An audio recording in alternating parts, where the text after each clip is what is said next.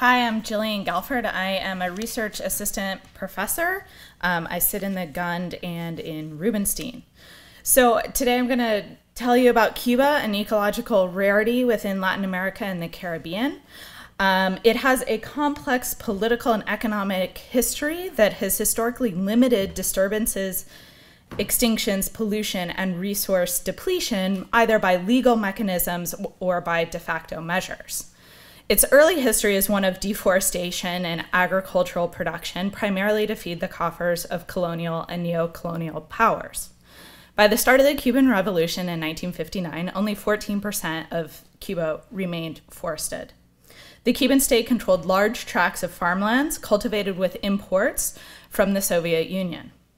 During the so-called Cuban Special period of the 1990s, after the Soviet Union fell, many agricultural practices moved towards integrated management and agroecological approaches that continue today.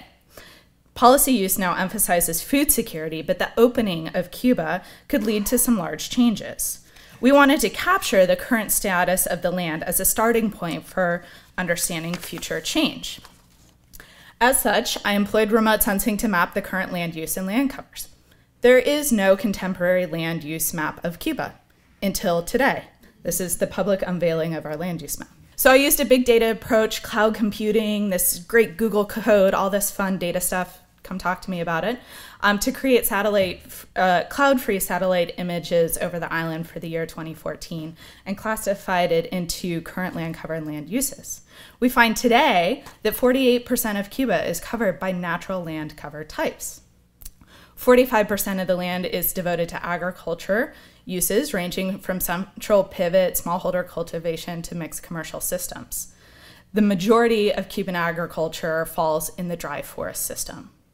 Most interestingly is that Cuban mangroves remain the least disrupted ecozone. You can see them in dark red here. 77% of mangroves are still intact, followed closely by wetlands, which are 70% intact. 77% intact mangroves. That's really impressive, and it's likely the most intact mangrove system in the Caribbean.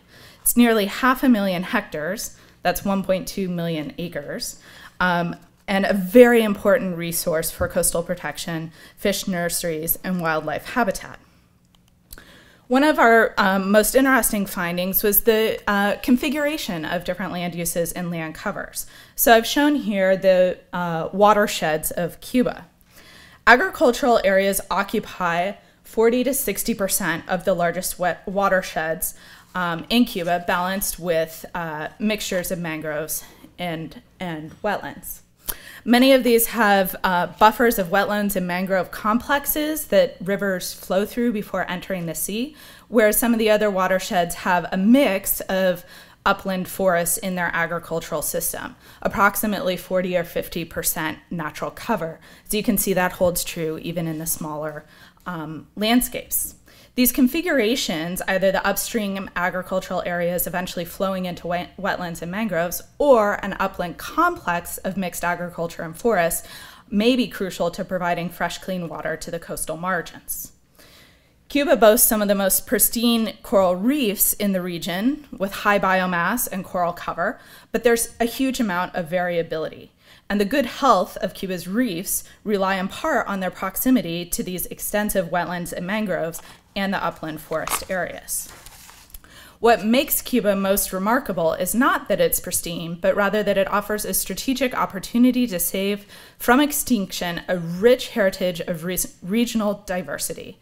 This is a win-win proposition for the lives of Cuban citizens, while strengthening ecosystems and ensuring long-term survival of the archipelago's natural wealth.